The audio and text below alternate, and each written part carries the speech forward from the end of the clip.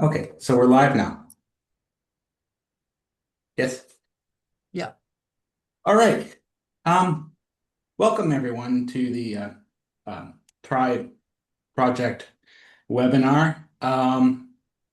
We've got, I think, we'll be introducing to you some exciting projects. Unfortunately, we only get a little slice of each one because there's so much going on in each of our individual projects. But today we're really going to be focusing on the aspects of these Horizon projects which have to do with platform work and with the particular focus on the effects of the directive or the likely effects. And my name is Nathan Lilly. I'm a professor at the University of Jyväskylä, and I'm the coordinator of the EGRUiEN project, one of the three. But we have and let's see, my sharing should be working, I guess, now, and someone should shout at me if it stops working. But we have these three Horizon projects: the FUTOURWORK, the EGRUiEN project, and the INTEGRATE-DIALOGUE. And we all work on somewhat similar topics, as you'll see today. The agenda is, first we'll have some opening remarks from Silvia Rainone by the European Trade Union Institute. After that, we'll have Dr. Elif Kayran of the Eurocenter in Vienna, which on a case of organizing in the on-demand transport sector of Vienna, so like basically taxis and ride-hailing services. Then Michela Trentin from FUTOURWORK will present on precarity, social dialogue, and the digital promise of tourism and hospitality. Then we have Natalie Videbæk Munkholm, who from INTEGRATE-DIALOGUE, who'll talk about non-standard workers, the needs and legal obstacles. And finally, some reflections on the Foodora Norway collective agreement, which Philippe Ryan, who's a trade union representative, will present on that. And at the end, we'll have an opportunity for you to ask some questions and get some answers. So you should be able to enter your questions into the discussion, and we'll be ready for them to discuss them at the end. So yeah, there's the speakers. And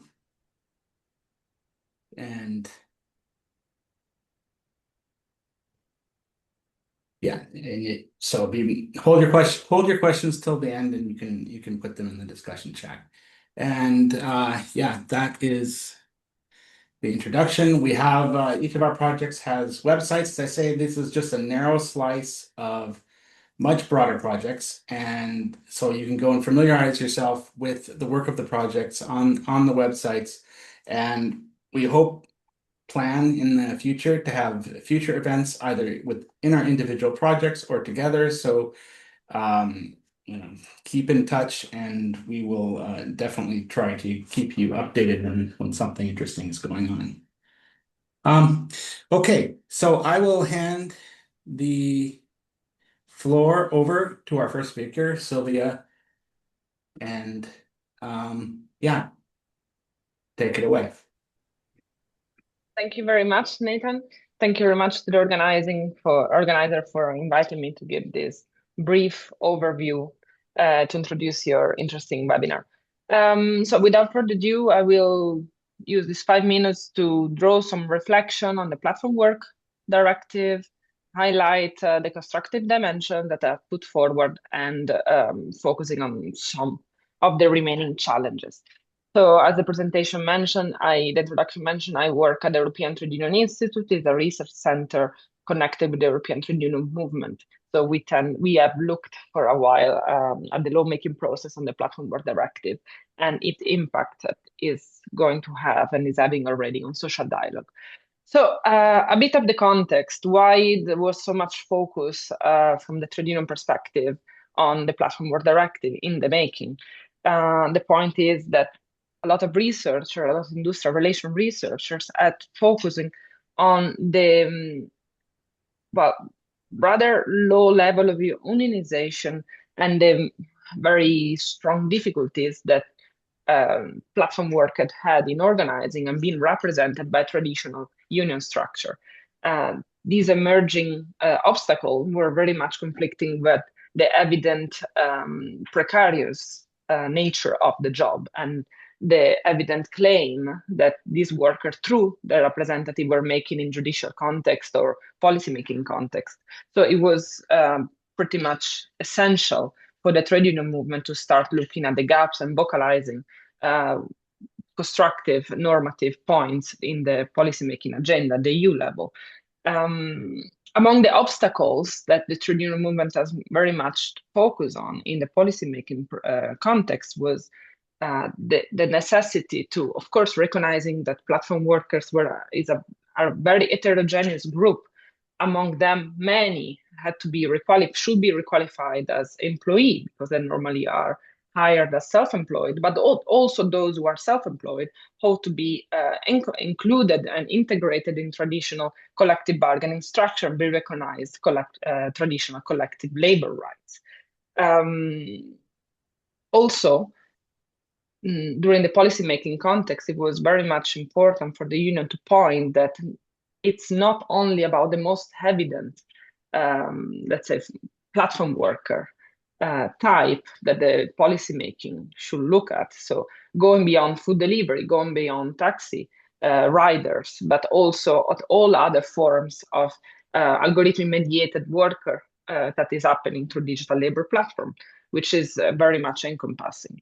And another issue that create a lot of obstacles for trade union and collective bargaining structure to include successfully platform worker is the fact that often digital labor platform, they create a fragmentation in the contractual relation whereby workers are hired formally by an intermediary, and this intermediary has no control of the algorithm management app or software. And this makes very difficult for a union at the firm level to try to negotiate collective bargaining, to work in terms and conditions of work with intermediaries that have no control of the work organization. So eventually, certain of these elements were incorporated by the Platform Work Directive, which put forward quite constructive novelties. It's a very complex instrument, so I will just focus on the collective right dimension. And the good aspects are that the directive recognizes a rather important role for worker representatives throughout the architecture of the directive, and puts quite an emphasis on collective rights and social dialogue. So these are quite positive dimension. At the same time, it also recognizes information, special information right, but also consultation right to an heterogeneity of workers, including at times self-employed workers. It also recognized the challenges related to the intermediation model that digital labor platform often use. So in Article 3, for instance, the directive says that workers that are hired by intermediaries should have the same right under the directive that workers directly hired by the platform.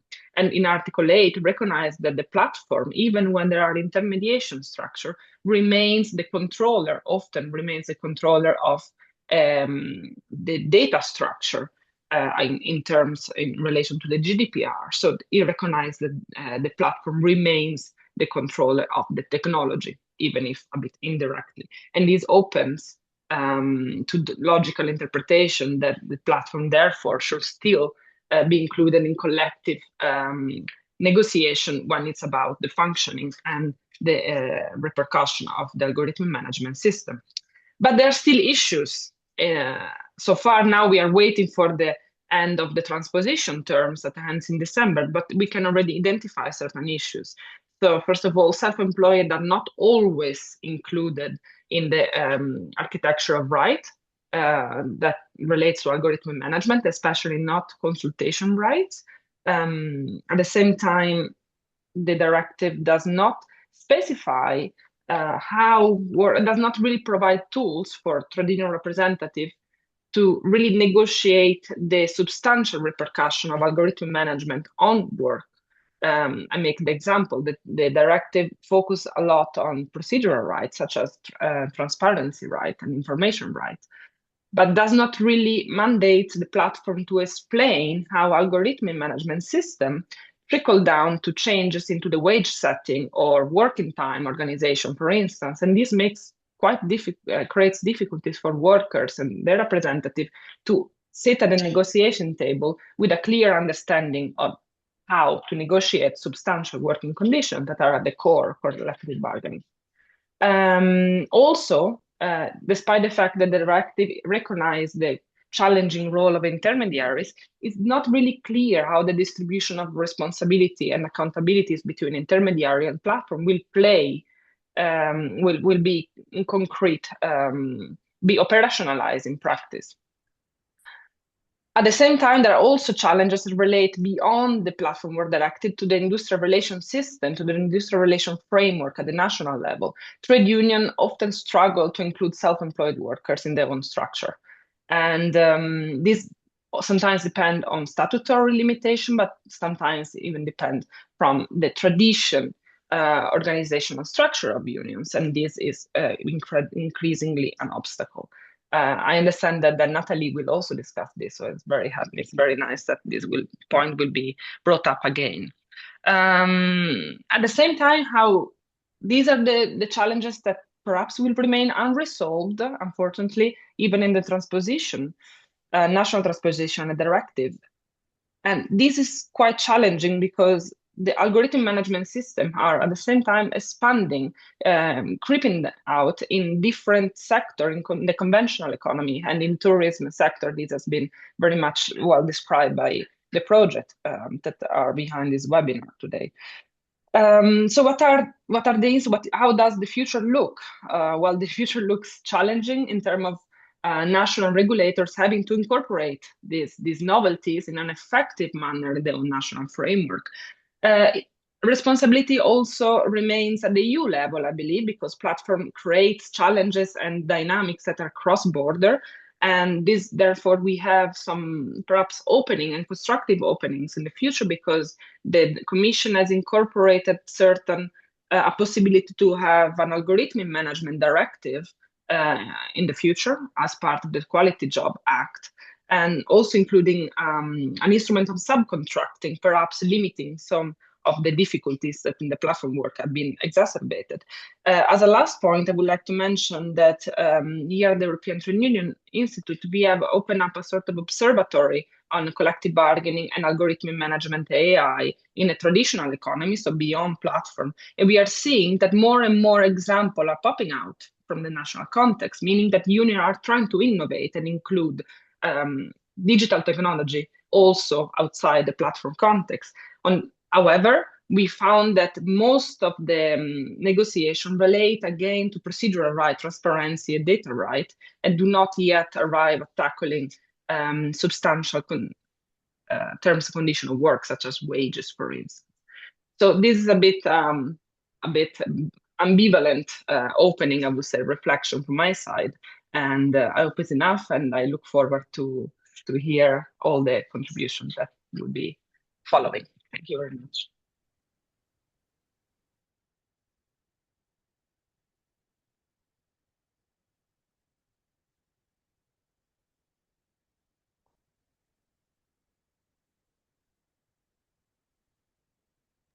I think the mic is muted.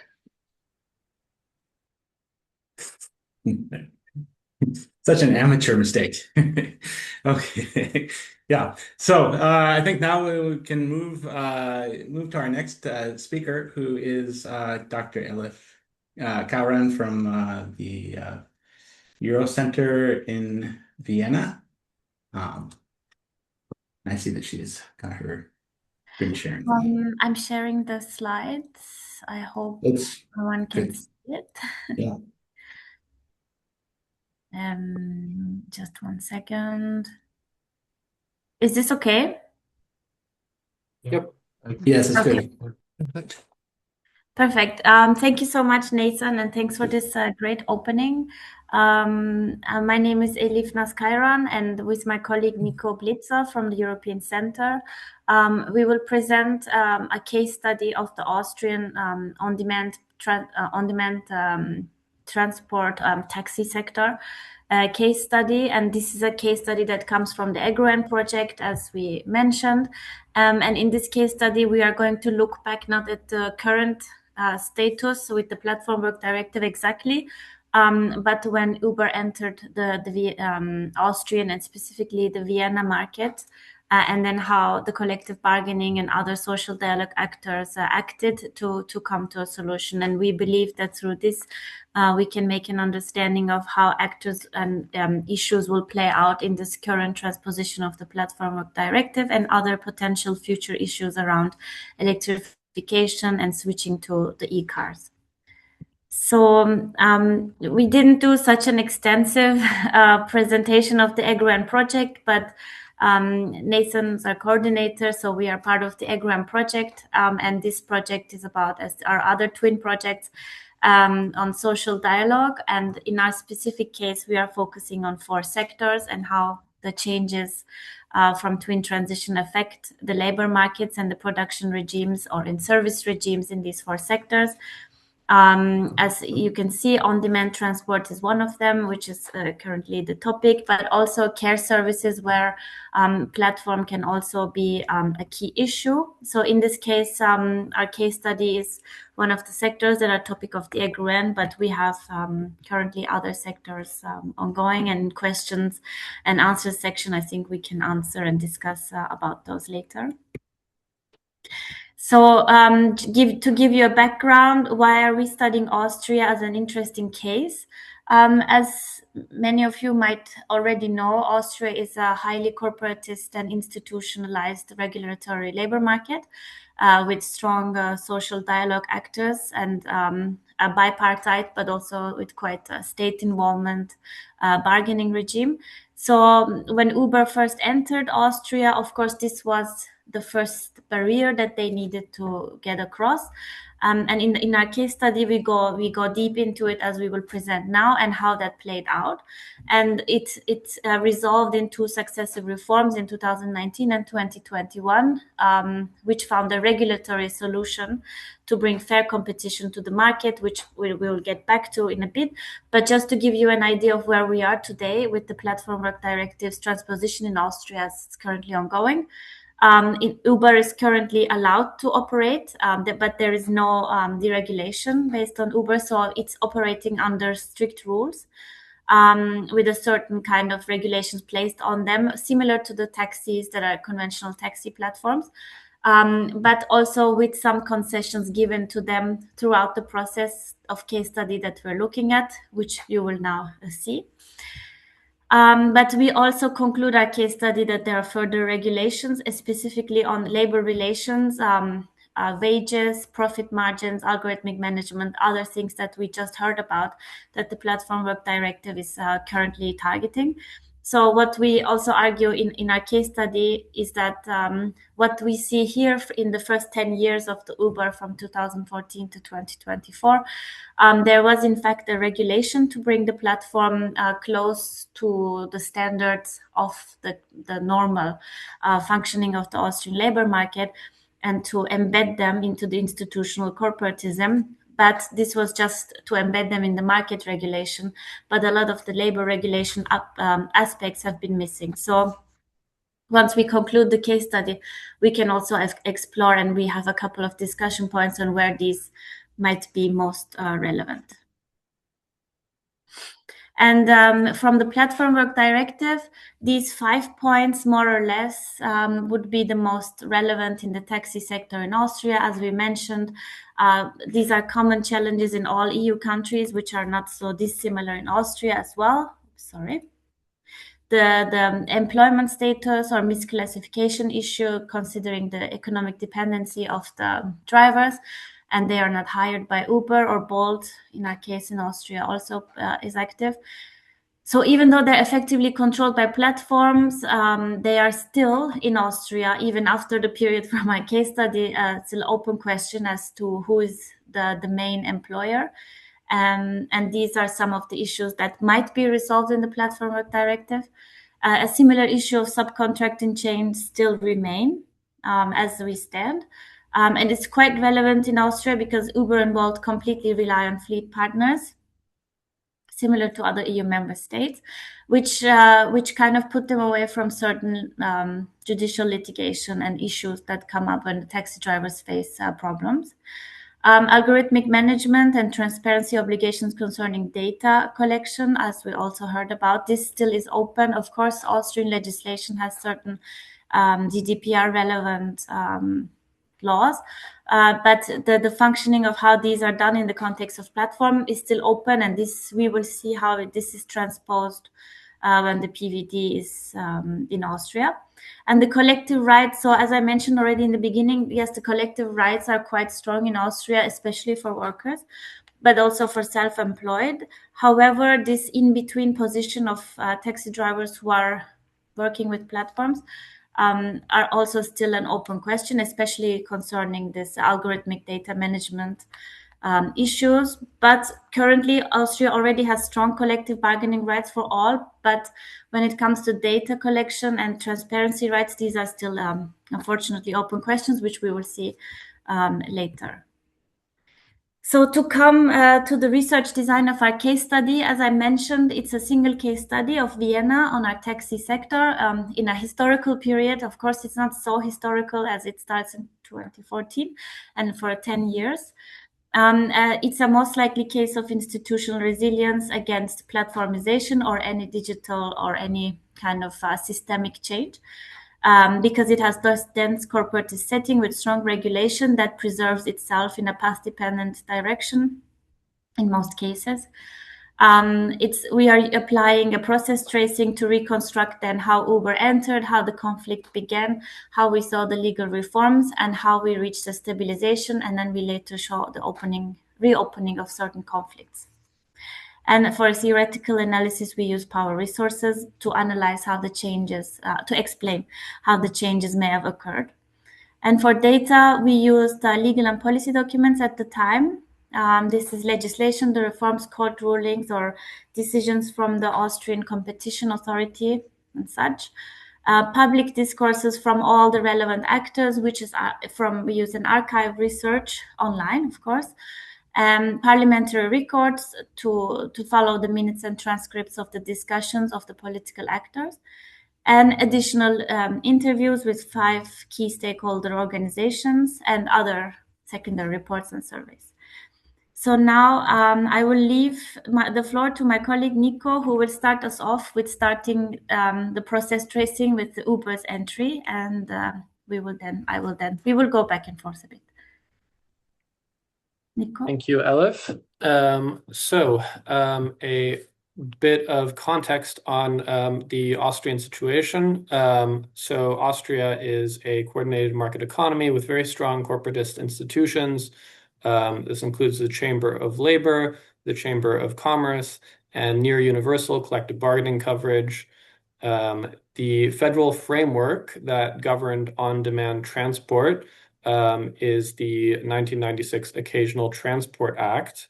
And there are a few kind of critical elements of this legislation that sets the stage for everything that kind of follows. So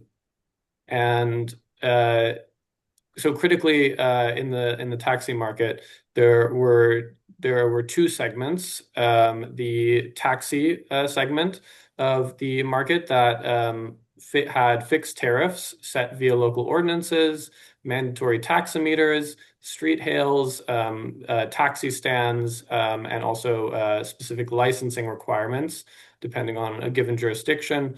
And then there was also the hire car segment, which had a lot more flexibility, essentially allowed for pretty for free pricing, and did not have all of the associated obligations around taxi licensing and adhering to the taxi tariff.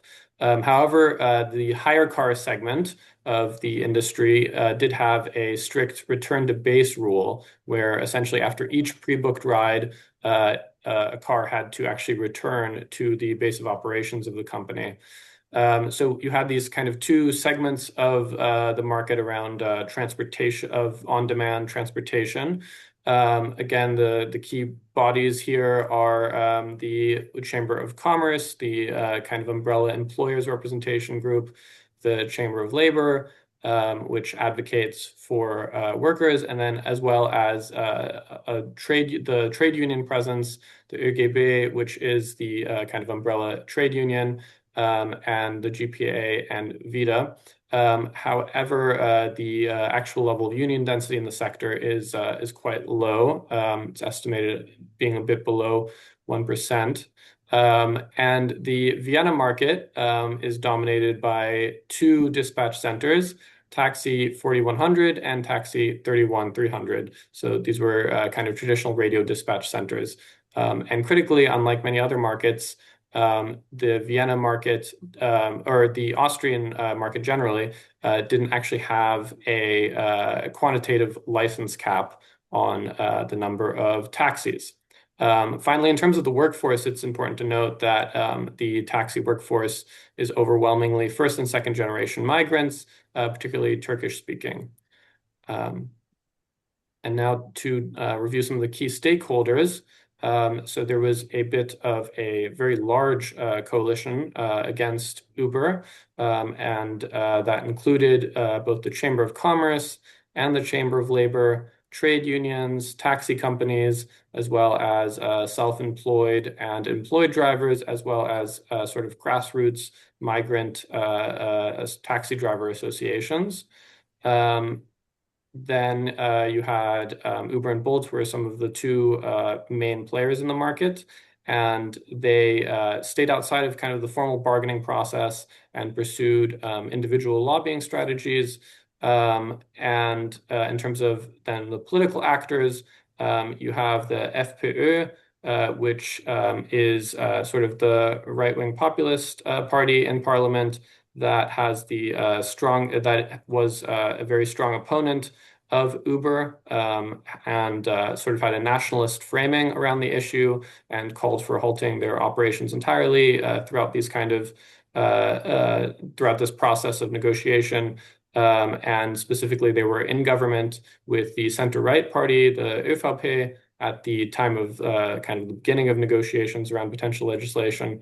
That is, again, the center-right party, and they were part of both the government where this process originally started, and then aside from an interlude where there was a technocratic government after the ÖVP and FPÖ coalition collapsed, they were again in government for kind of the second half of the story with the Green Party. Again, the Greens were actually absent from the legislature during the initial kind of reform debate, but were later involved as ÖVP coalition partners. Finally, you have the Social Democratic Party, which was broadly pro-regulation of the sector, and they're heavily embedded in Vienna city government.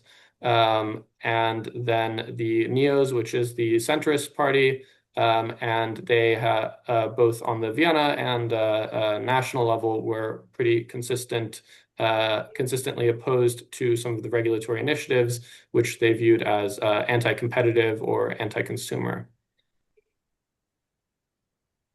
So in 2014, Uber launched in Vienna, February 2014 to be specific. Digitalization had already occurred to a limited extent before Uber. There was a firm, MyTaxi, that operated in Vienna starting in 2009, but Uber kind of grew quite quickly, as well as Bolt. And these two platforms had a specific model, whereas MyTaxi had kind of operated within the existing framework for taxi regulations. Uber and Bolt partnered with licensed rental car firms as their formal dispatchers. So instead of going through the taxi regulatory framework, they used this hire car regulatory framework, which allowed for, again, much more kind of flexible. Oh, sorry, Nathan. You're muted. Sorry to interrupt, but we're running up on time. I know this is really interesting stuff, and I would like to be able to discuss it at length, but we really have to, Sure. let others their chance to present as well. If you could just try to, hit the main points and then close out the presentation. So, right, there was this loophole in the industry that the platform companies were able to use to have essentially less regulation. The hire car licenses grew quite dramatically, which reflects this growth. And next slide, please. And then I'll pass on to Elif. Thanks, Nico. Okay, I will speed up. So when we look at the position of how things started, as Nico presented, is when Uber entered, the whole coalitions of existing conventional actors called out for the framing issue as unfair competition in the market, including trade. This is to be very specific, including trade unions and drivers themselves. The issue was always about competition and market regulation rather than any other working conditions issues at this point. And Uber, of course, was framing the issue as innovation and unstoppable technological change and consumer benefit. So at this stage, both parties, or both parts, were in quite a zero-sum struggle over market access and regulatory advantage. As we heard about, Uber was basically using a regulatory loophole to be able to enter the market and use it to its advantage and to bring down prices. And to be able to bring in taxi drivers essentially via Uber without the proper licensing and other issues that other taxi drivers have to go through. So this was a moment of quite a tense conflict between the two parties, and both parties were quite were not ready to give any concessions, even though there was no clear outright rally around let's ban Uber altogether.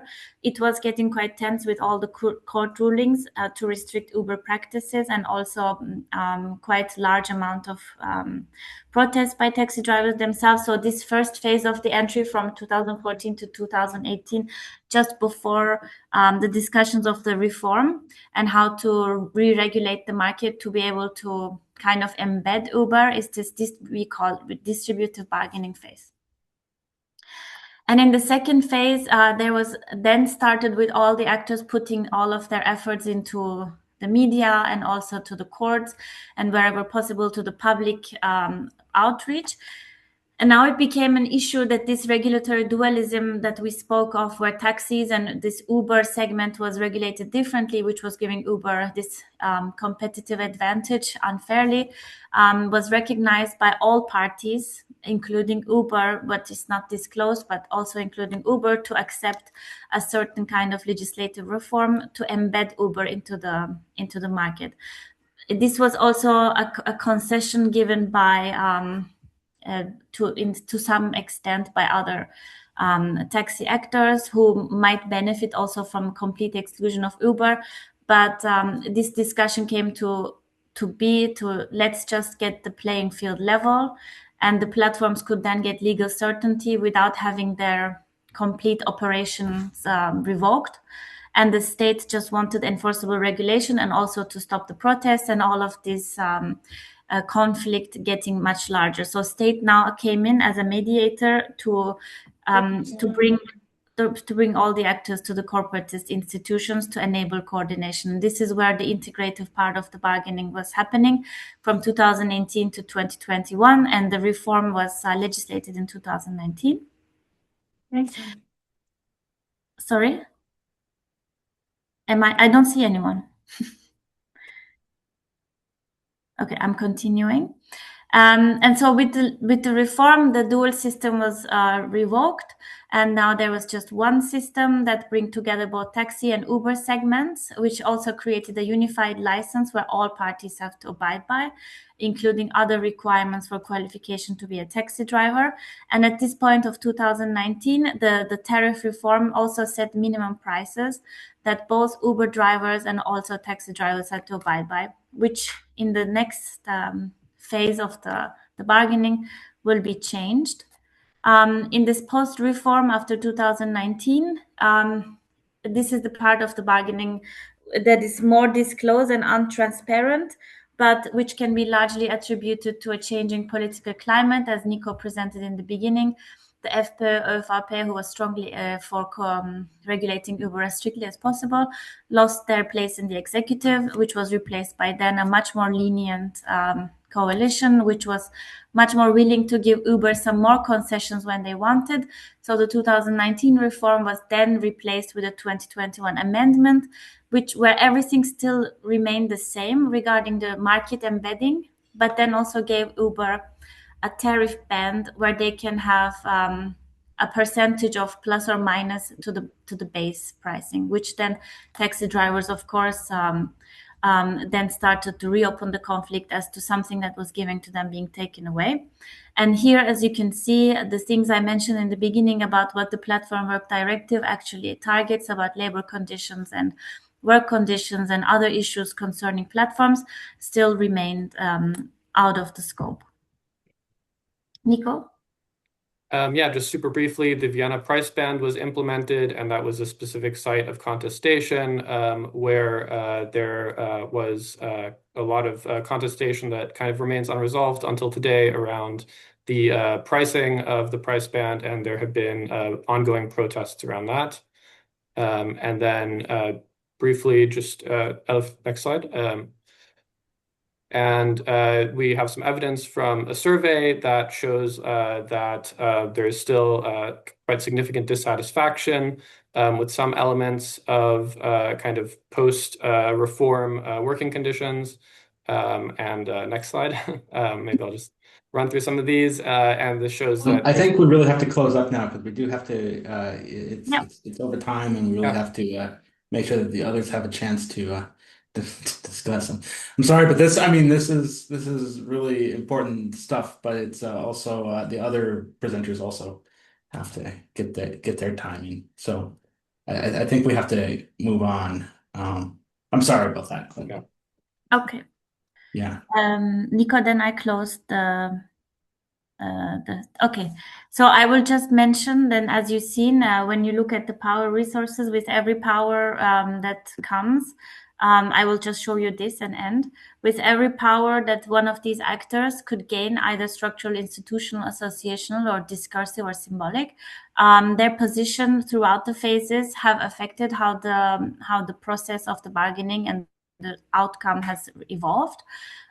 There we conclude here that even though a certain level of corporatist embeddedism allowed Uber to kind of be regulated by the Austrian authorities, at the end of the day, Uber's political influence, as well as strong symbolic power and support structurally through capital and demand, allowed it to come up with on top when we look at this long story of bargaining over 10 years, which still then leaves a huge amount of space for Platform Work Directive, in this case, could potentially have some effect on. As we said, market regulation is perhaps not an issue, but there are still a lot of issues and topics that remain open, which we can perhaps discuss and come back to these slides.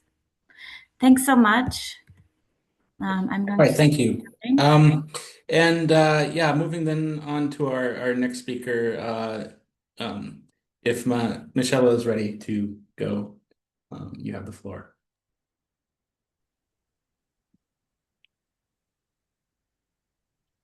Okay.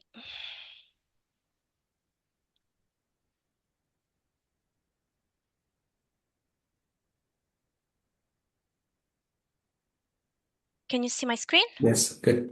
Perfect. Thank you, everyone. I am so I'm Michela Trentin. I am a research associate for FUTOURWORK from the University of Westminster.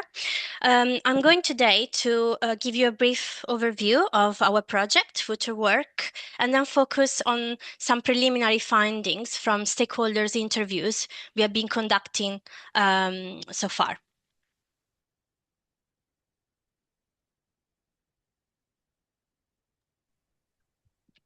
Sorry, I muted myself. Okay. So FUTOURWORK is a Horizon Europe funded project led by the University of Westminster, and it brings together partners across 6 countries, the UK, Greece, Portugal, Bulgaria, Romania, and Sweden. FUTOURWORK addresses the persistent precarity in the tourism and hospitality sector, asking these questions. What is happening to working conditions as digitalization penetrates and possibly reshapes the sector? And what role can social dialogue play in ensuring workers' rights and well-being are protected in the process? The idea is that there is a direct relationship between workers' well-being, their participation in social dialogue, and the resilience of the sector is straightforward in theory, yet the reality is messy and highly contested. The exploration of what a more inclusive social dialogue looks like in practice fuels the comparative field work across the 6 countries in the project. We approach this through an intersectional lens, looking at the legal, social, institutional, and technological barriers that prevent fair representation and give workers a meaningful voice.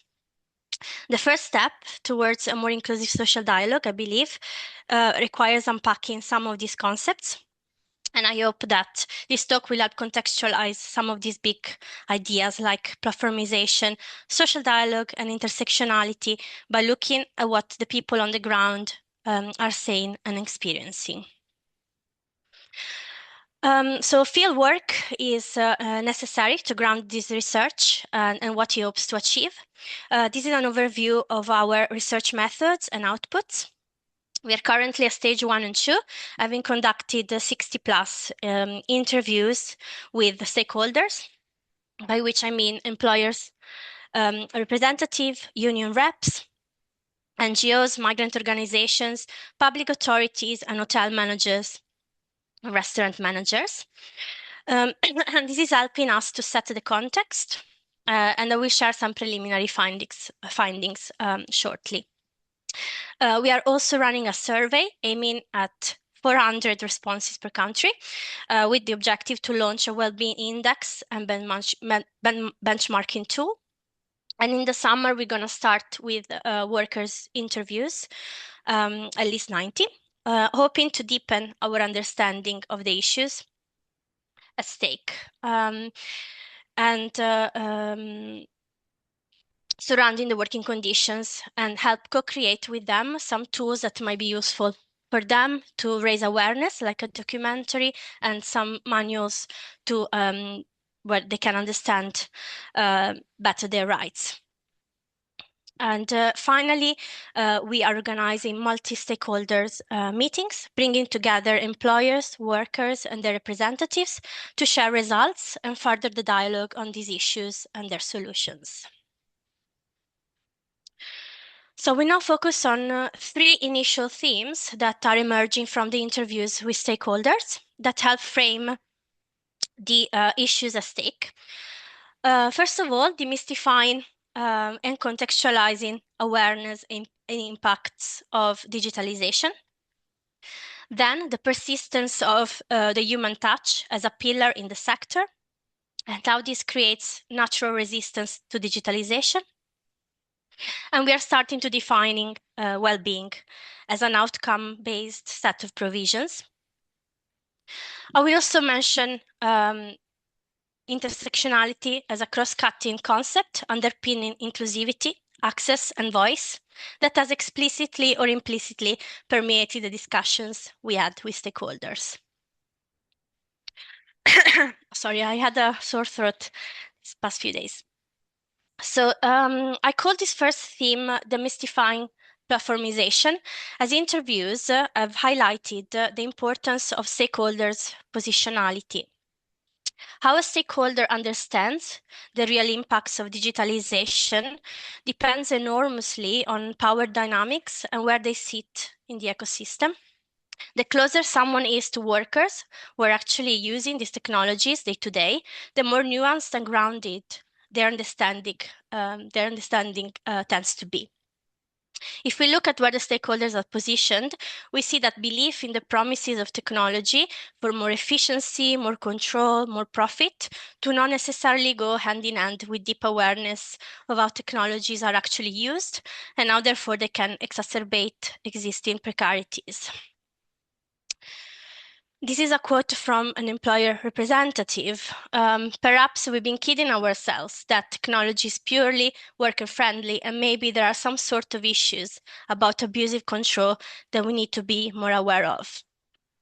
This reinforces the need for sector-specific context, I think, when we speak about platform work and platformization, which also helps to remove some of the overwhelming feeling of impotence when confronted with the apparent unstoppable direction of technology.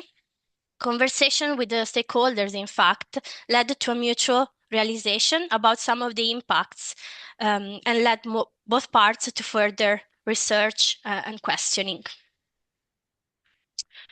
Interviews have also helped us mapping the actual digital technologies utilized in the sector, from recruitment platforms to shift allocation systems to rating systems that may or may not include algorithmic management, to full automation with examples of serving robots in Bulgaria, and we have a picture here from our partner there.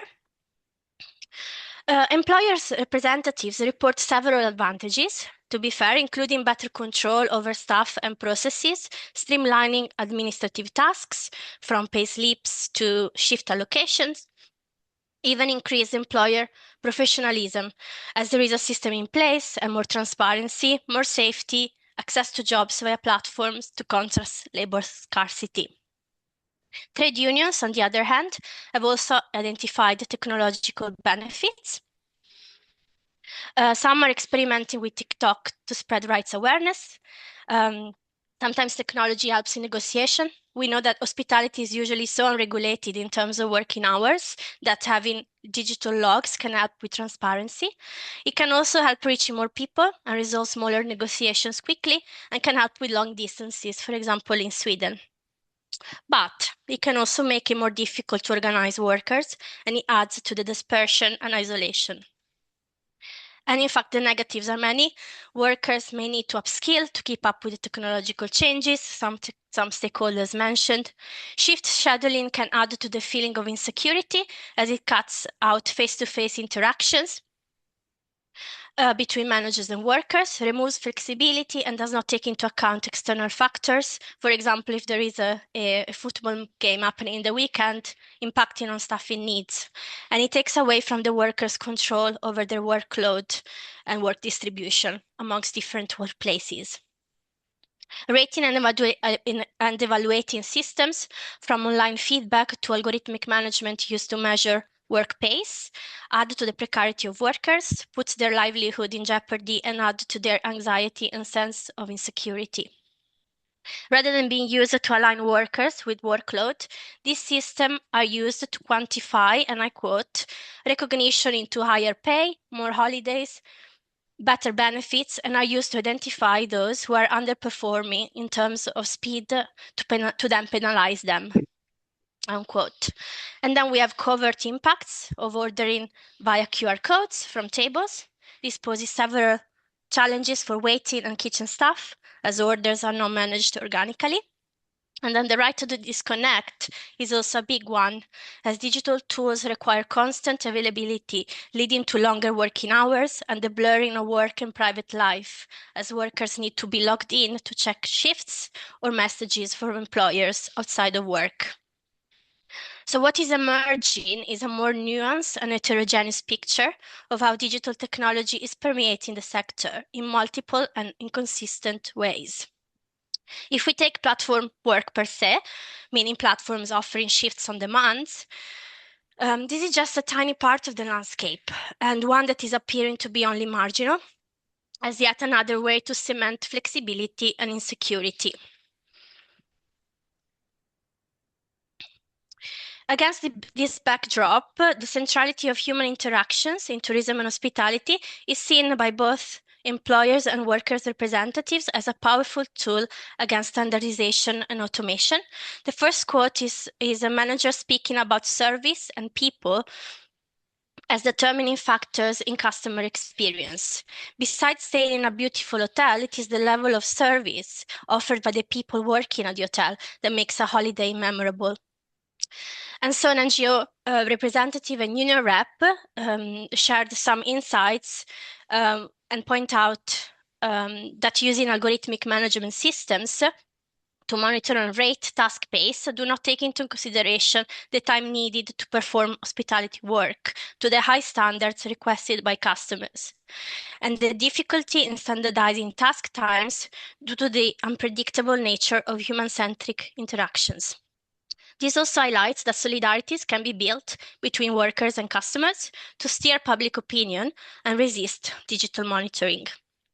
The last quote brings up the issue of training, or lack of, that certain employers have with relying on platform workers or workers who take on shifts via platform. We also have started, we also asked all our stakeholders to define workers' well-being in tourism and hospitality and how important workers' well-being is for the success of a business. Two considerations of notice here are well-being is a bit of a fuzzy word, meaning many things, and we will hopefully be able to better represent the recurrence of certain definitions over others once the interview's analysis has been completed. However, there is a clear understanding of well-being as relating to material, psychosocial, and economical needs and outcomes. These include work that is dignified, valued, fairly paid, that provides stable hours and income, free from harassment and abuse, and that provides enough rest and work-life balance. Some definitions may be perceived as reinforcing the idea of quantifying workers, framing well-being in measurable terms like incentives, and this requires further discussion. But there seems to be a tension between what all stakeholders agree in terms of well-being, that is how important it is for the success of a business and that better conditions are generally needed, and the persistent precarity of workers in the sector, which is highlighted as a clear barrier to achieving such well-being. And finally, I want to share two specular quotes that highlight how workers in tourism and hospitality inhabit various axes of oppression at the same time. And this creates a complex web of barriers into participation in social dialogue, especially as individual workers. So a trade union officer in Greece says a 50-year-old Albanian woman working as a housekeeper in a hotel in Rhodes occupies one of the most precarious positions in the entire workforce. She is a migrant, she is a woman in a low-status role, she is older, she may speak limited Greek, and she is likely to be on a renewable short-term contract. She faces discrimination on multiple axes simultaneously. And as another stakeholder in Portugal highlights, quote, social dialogue is increasingly shifting towards direct one-to-one arrangements between workers and employers. This makes outcomes highly dependent on the individuals involved, which stresses the importance of collective action, voice, and collective bargaining. And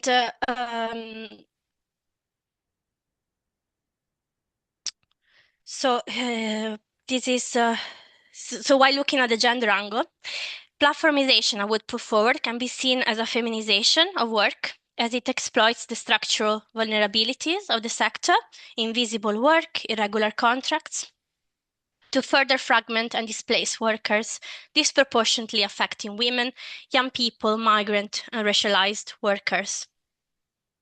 Yet, intersectionality is not only a matter of representation of these demographics, it is a feminist mandate to recenter the worker in her struggle as an active agent of change. As the second quote reminds us, a lot of people assume the reason workers are so exploited in the sector is because they're young, or they're migrant workers, or they're women and they don't know their rights. I get kind of angry with this analysis because some of the most knowledgeable and empowered workers also happen to be young migrant women. Some of our best leaders are migrant workers or young women. which I think is a very powerful and hopeful message to conclude, especially if we fear that digitalization is yet another way to normalize precarious work as acceptable, leveling down working conditions for all. And our next phase will be to interview workers, so hopefully go deeper into these issues, understanding whether it can exist digital efficiencies that keeps workers at the center, and to what extent is digitalization exacerbating existing precarity or posing new challenges to workers' well-being, and what does solidarity and collective voice look like in the face of progressive deskilling, individualization, and fragmentation. Thank you very much. And I'll leave the floor to the next speaker. Okay, thank you very much, Michela, and on time as well. So we'll move on then to Sissel. I think will speak next. Are you ready to go? Yeah. I don't see. Oh, there she is. Yeah. Okay. Thank you. You have the floor. First of all, Nathan and the organizer, thank you for this very interesting webinar. It's so nice to listen to you. I'm going to give you I'm not shared. Here we go. Probably. Do you see the full screen? It's visible, but it's not full. You need to go to the little. Yeah, there you go. I'm actually on it. Click There, on it. There yeah. you go. Good. Thanks. A central question in our Integrate Dialogue project is how to include non-standard workers such as platform workers into social dialogue. And we have these aims actually, and we define non-standard workers as individuals who have an employment contract that deviate from the standard open-ended permanent arrangement. And overall, we know that non-standard workers lack the same protection and opportunities to voice their concerns and fight for their rights as permanent employees, and they are at risk of ending up in precarious positions. And a precondition for including non-standard workers in social dialogue is that the social partners not only have the capacity and the interest, but also the willingness to integrate them into their structures. Locally, this assumes the presence of representatives for workers, such as unions or other forms, and of course an employer, which isn't always a given when work is organized and mediated through an app. Another central question is whether the motivation and interests of the workers' representatives, unions, if present, matches the non-standard workers' needs and interests. That's a crucial question in our project. And the empirical work will focus on social dialogue involving non-standard workers across two distinct business models. And we do studies in 8 different countries. And one of the business models is the one where non-standard workers are at the core. Platform companies are a good example where the use of self-employed are a central part of the business model. And our 4 key concepts are the rationale for social dialogue, or why social dialogue, institutional arrangements of social dialogue, which will vary across countries and sectors, the business models, and of course, as others also have talked about, the power resources. And our intention is that our key concepts will make us able to answer our research questions. How can non-standard workers strengthen power resources? How are these processes influenced by prevailing industrial relationship regimes, employment regimes, and business models? How are these processes shaped by the interest of different groups of non-standard workers? And how are these processes shaped by the interests of employers, investors, and contractors? And, very important, how can power resources be translated into social dialogue with favorable outcomes for non-standard workers? And we have so far published 3 working papers and 1 policy brief. You will find them on our website. And this is our team, or part of the team, almost the full management board. We have researchers from 14 different institutions in 8 different countries. And one of them is Natalie Munkholm. And Natalia, you are going to go deeper into work package 2, which focuses on legal barriers. So please, the floor is yours. Yes, thank you very much. And allow me just to share my slides. Okay, just checking that it works. Yes. I was just trying to find a place where there's not so much background noise. I'm at a conference at the moment, so I think this works okay. So in Work Package 2, it's the legal pillar of our integrated project, where we try to look deeper into what types of legal barriers do we find, not so much the political ones, but the legal barriers in the frameworks that we already have for access to and participation in social dialogue for different types of workers. And of course, we've set the scene already today by the presenters before me, so I'm not going to dive into that so much. But from a legal point of view, of course, one of the topics is that platform workers, the status of them, the categorization of them as workers or self-employed, can be addressed in various manners, also in relation to their access to social dialogue as workers or as self-employed. So this gray zone, or this sort of unclear status, is a product of the way the participating countries are organizing their not only employment legislation, but also the rules around social dialogue. So for us in Pillar 2, which is an ongoing pillar through the entire project, is to kind of find out which elements of social dialogue regulation or setup is barriers and which elements are enabling access to, and do we need to learn something from each other? Is there something we should protect and keep on doing because it enables access, and is there something that we should at least be aware and perhaps look at? Do we need some other regulation to address barriers? So that's the overall point. We have started out in the legal pillar with dividing, sort of looking at 3 categories of workers. One category, the first one, is when there's a clear employee status. We're not concerned about whether it's a category or not. We know they are employees, but they have non-standard working terms, and this could also be platform workers.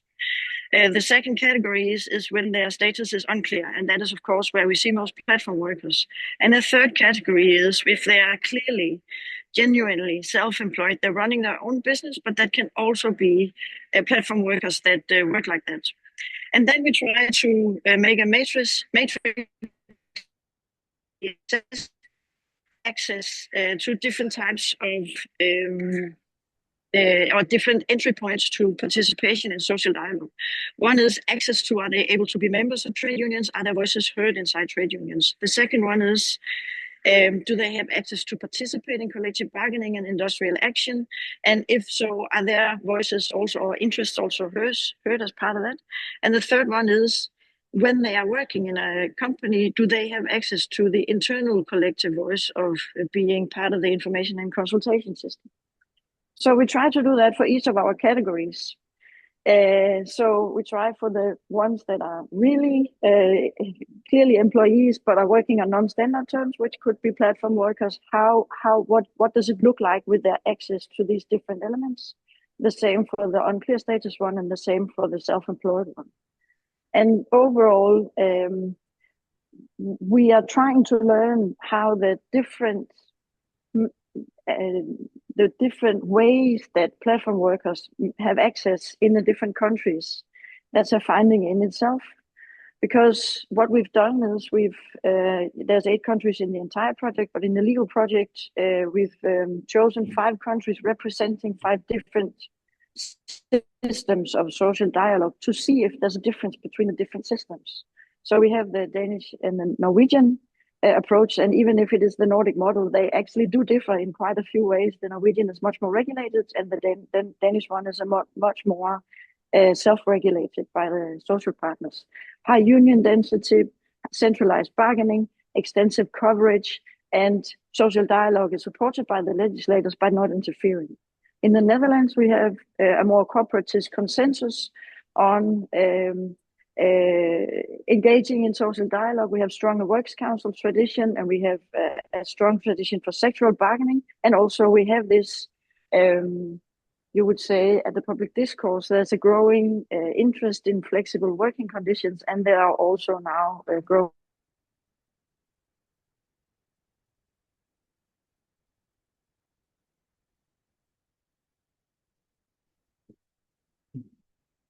Looks like we have some sort of technical issue.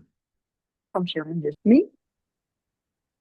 You're back now. Okay, Okay. you were out. Okay. You went out for a moment, Sorry. so, Thank you. probably Okay, about thank you. 30 seconds Yeah. there.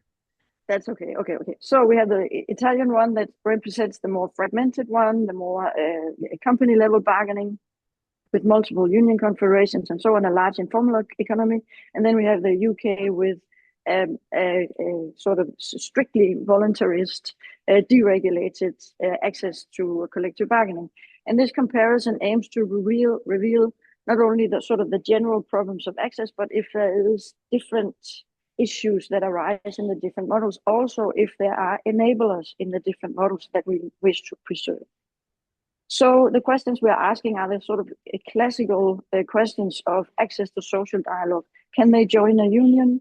Can their interests be heard? Do they have internal voice in the union? Can the bargaining be supported by collective action, also bargaining for their rights? Are they covered if there is a concluded a collective bargaining agreement? Can they be covered because of their special status or their special working conditions? And if their rights are breached, can they also enforce it inside the industrial dispute resolution system? So we're asking these classical questions in each of these countries.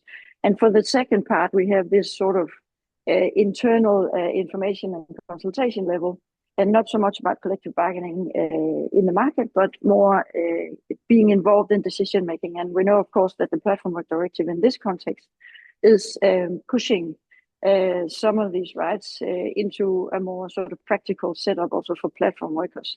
But we are asking the question for the setup in the member states or the elected countries before the Platform Work Directive is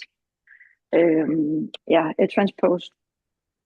So for this, and also, is there internal voice in this? The information and consultation. Do they have a seat at the Works Council? Are their interests heard, or are they sort of are the traditional trade union representatives waiting for the platform workers to get real jobs, and then their interests can be heard? So we're asking these questions, and again, looking for enablers and barriers. This is the overview of this work pillar. The entire project. First of all, we are looking at what do the national systems look like. We've made this very elaborate questionnaire. We're sorry to say it for ourselves, so we have to answer a lot of questions. The next level is what are the measures at EU level that we would like to see that enables access to social dialogue on the same parameters. And the next one is, can EU law play a role here in the national systems? Will EU law also trip over its own feet and perhaps hit some of the enablers that you identified? How can it promote the enablers? How can it cross the barriers and so on? And in the end, we will put out recommendations. This, of course, addresses platform workers as well. And we are here now, just finishing the first round of national reports. So this is what we have already done. We are working in the first part of the legal pillar. The findings of the legal pillar will, of course, inform across the entire project, so that as soon as we have some real results on what are enablers and what are barriers, this will also feed back into the rest of the pillars in the projects. What comes next are, of course, the comparative analysis and so on. And then what we're trying to aim for with our pillar is to get some legally grounded, comparatively informed recommendations that are suitable, or at least that are aware of the different social dialogue system, and therefore are suitable for implementation either at EU level or at national level across the different social dialogue systems. Yeah, so with that, I leave the floor back to Annemette and Sissel for our project. Okay. Oh, does Sissel have some concluding words? Let's continue. No? Okay, we're concluding that presentation then, and also right on time. Thank you.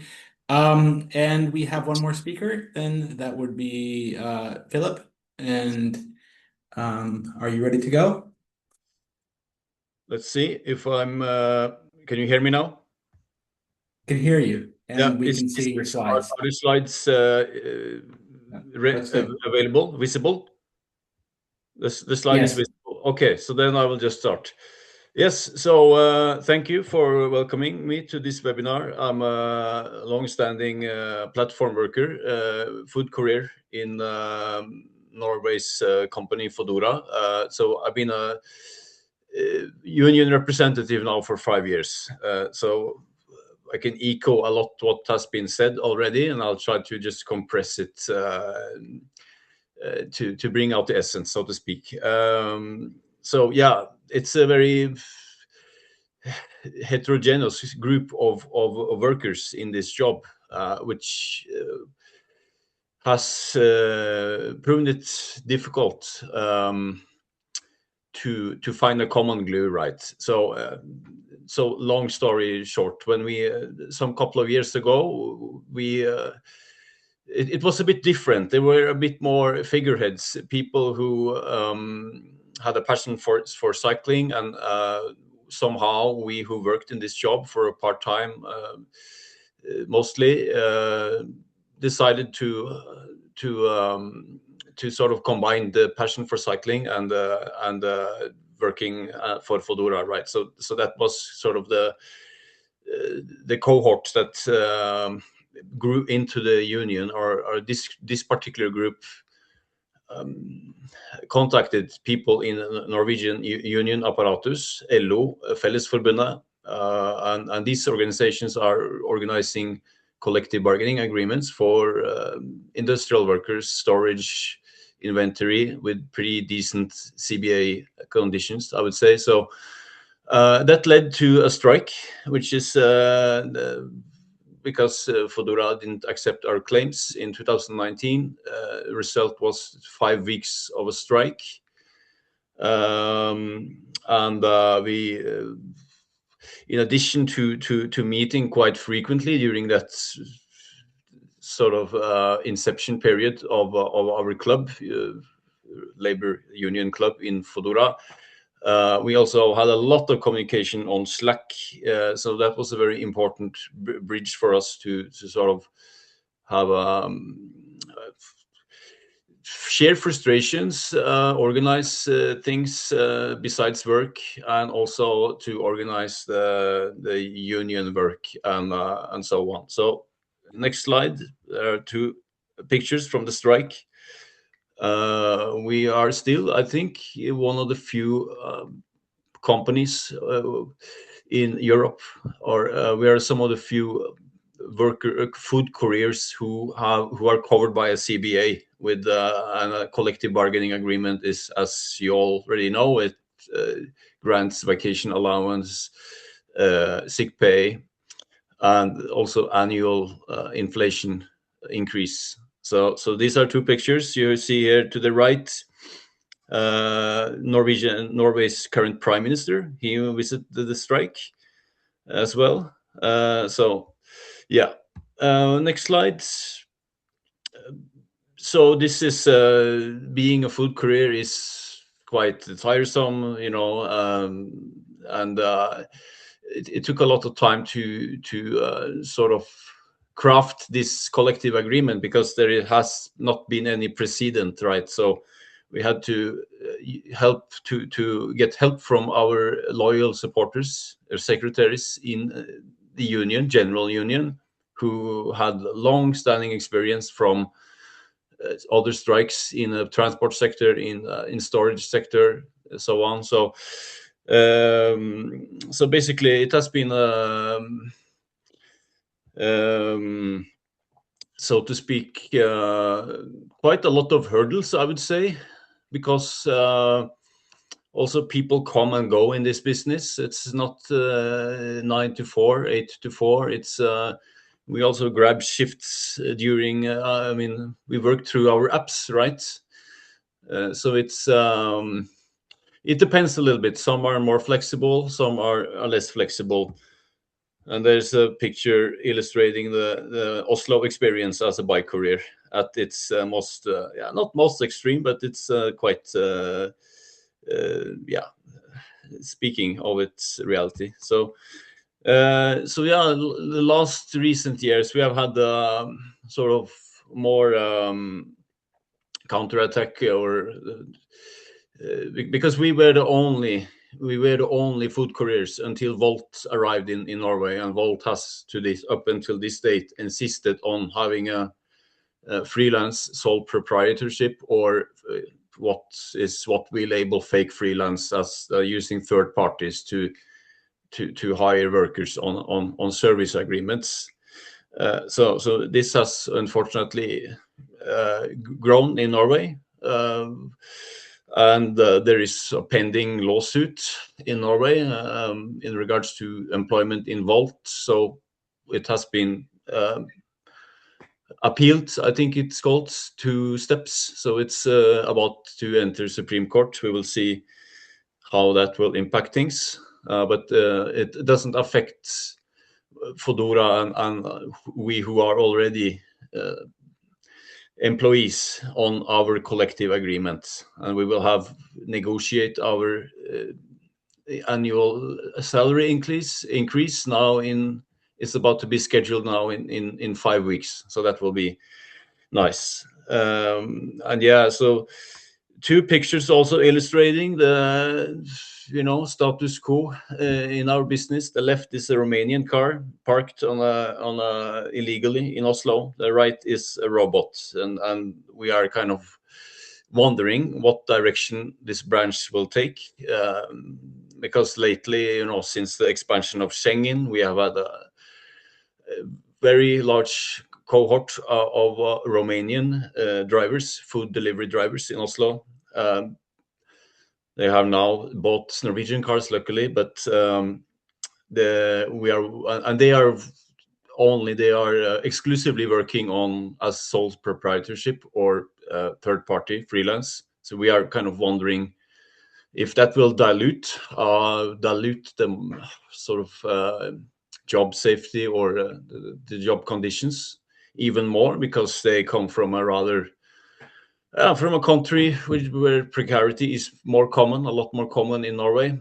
So we will see how stakeholders and authorities handle this. And to the right is, it's the pipe dream, I guess, of these companies, is to replace us all with robots whenever it will happen.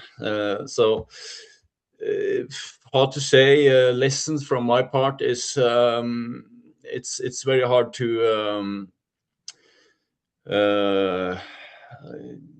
so there has been a lot of frustration, shared among riders about how come, or what is the nature of the algorithm, how does the algorithm assigns orders.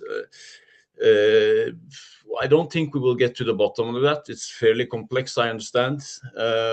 Also, when it comes to, this is very important, I think, and this is very important to share from my experience, is that in these jobs, it's hard being a union representative, it's very hard to maintain continuity, because some people can overinvest a lot, or be very pivotal and do a great job, but then suddenly a new horizon, better opportunities come up for that person, and things can fall a little bit apart, because it's not easy to, maybe the other person doesn't want to take that commitment to be the union representative, because we have to be the middle link between our local management and a very heterogeneous group of riders. It's not always easy.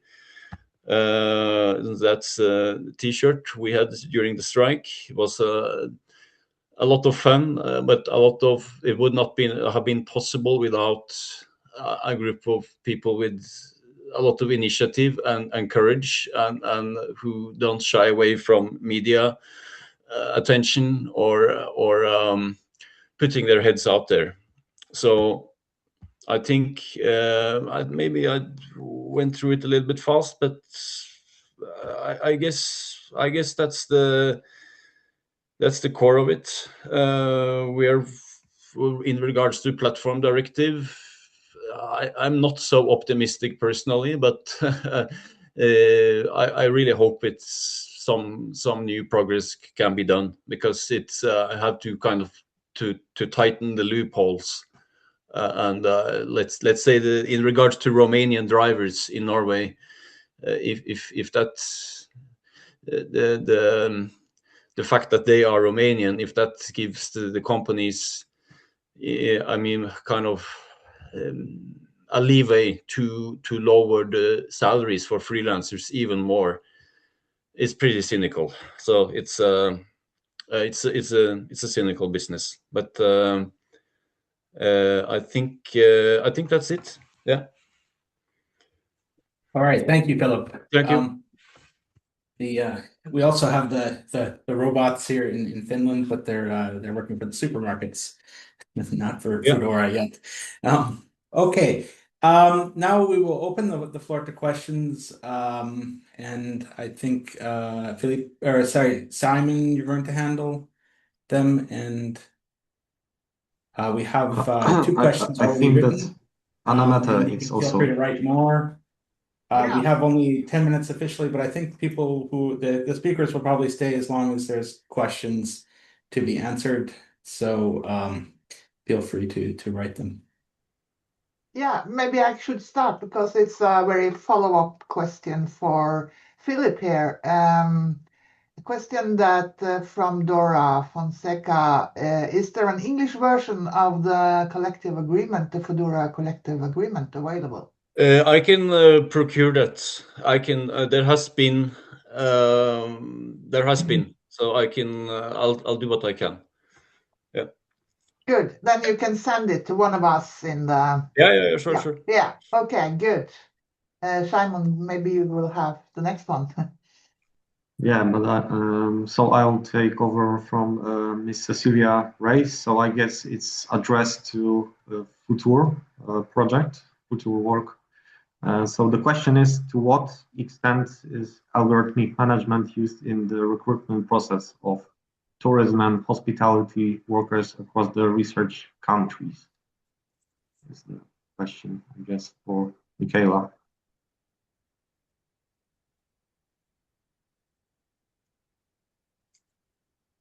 No.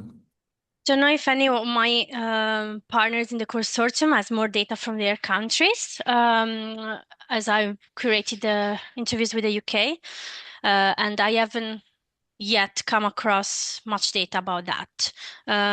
In terms of recruitment, there is what is put forward as the argument is that even with fragmented contracts or 0-hour contracts, platform work, employers want people they know.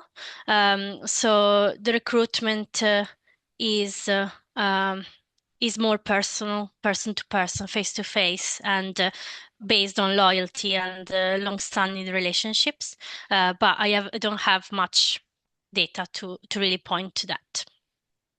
Okay, and then there's a question for the INTEGRATE-DIALOGUE team. So maybe Sissel, has the project considered including workers in franchise-based employment structures, particularly where fragmented employer responsibility or dependent business relationships create barriers to social dialogue, similar to other forms of non-standard work? So as I understand, the question is franchise-based employment. Thank you for a very interesting question. Franchise isn't part of how we have defined the business models at this time, at least. But but it could be, of course, because we are focusing on different kinds of business models, and inside the business models we have different types, algorithmic based, we have market based, and more, I don't actually remember the third type, but of course franchise is an interesting dimension. So I think my answer must be that thank you for interesting input, and I will take it with me. Okay, Simon, do you take the next question? Yeah, thanks. So there is a question, I guess, addressed to all of the panelists, but I guess it's especially perhaps addressed to EGRUiEN and Elif and Nico. So I'll just read it and I'll try to understand, I'll try to interpret it, but yeah, bear with me. So the question or the remark is from Winston Kelly. So in Austria, the government has created new collective bargaining rights for fake freelancers, right? But without a critical work council recruitment. So what is the feeling among the panel about this? Will collective bargaining for freelancers essentially codify or make freelance classification legit in the public eye? I guess is the question. So what is the feeling about the collective bargaining for freelancers? So will it be codified or make freelance classification more legitimate in public institutions, I guess?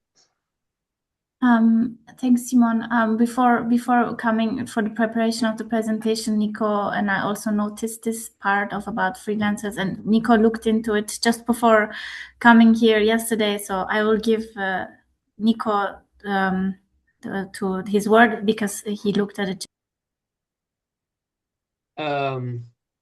Yeah, I think that's a really interesting and good question. As our study was a lot more focused on the taxi sector, where freelancers are much less of a presence than they are in other sectors, such as platform food delivery, where in Austria that has played a major role.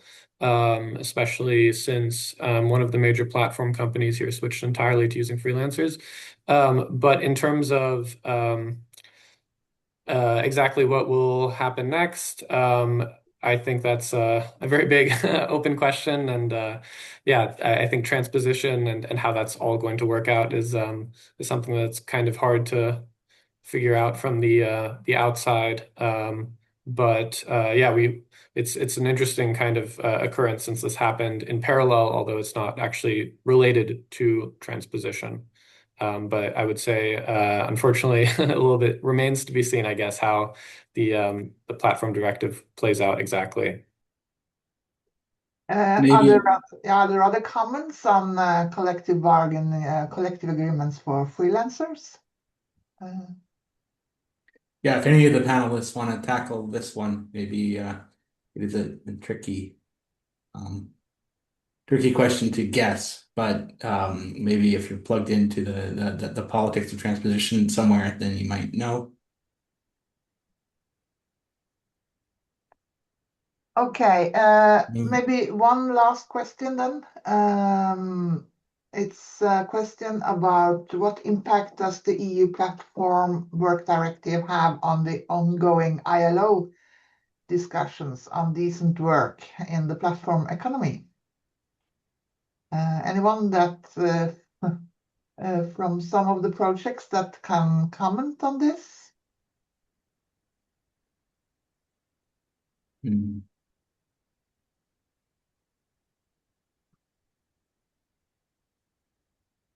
Yeah, Silvia?